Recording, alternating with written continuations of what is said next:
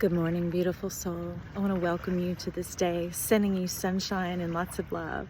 Always remember that I love you and that life is here for you, supporting and celebrating you. Lately, they've been asking us to just be the decider, the choice maker, and the choice makes the change. Setting your attention and your focus. Like, if you think you have, that's what is coming. If you think you have not, that is what is coming. And you might be going, well, I think I have, but have not keeps coming.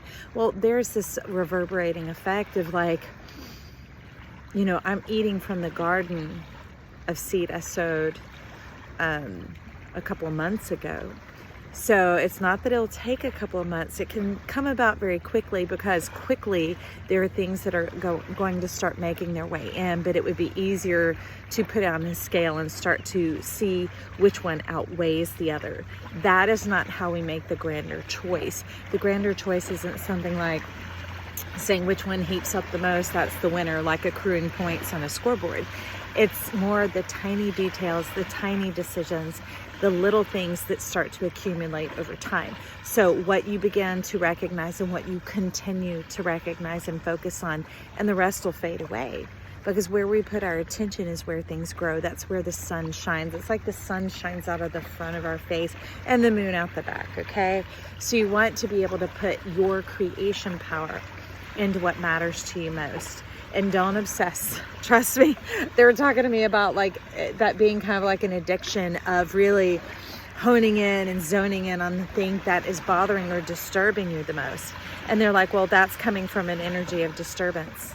How about we work in the things that are showing up, like, oh my gosh, okay, so after the ex, not the ex yet, but had to be removed from the home and is gone, there it was within a few days that I had the freedom to cook pancakes because I wanted to, without someone giving me shit about it, and just stomping all over me about something as simple as that. And it's those little things that will start to return to you when you awaken to your joy, because that's what this really is. It's the joy point. It's where we go from just the thought of who I am into the expression of who I am. And there I was flipping those pancakes and a couple of them in and setting them on my plate as each one comes off. And I was just captured by the moment. It literally caught my attention. So maybe that's more of what they're trying to say here, is when those sweet moments catch your attention, don't let the sour dial come and overtake them like a cloud, okay? So looking down at that plate of blueberry pancakes, well, pancakes with homemade blueberry sauce, which is so much me. I'm like, yummy girl, you love me so much. And I was like, I do. And it was such a warm, refreshing feeling, like the moment of a gentle breeze in a sweltering day. It may not just be nonstop whirlwinds going around you, but remembering that moment of refreshment can really restore your soul. I may not get it exactly right, but Mark Twain used to talk about a good compliment could carry him for a month.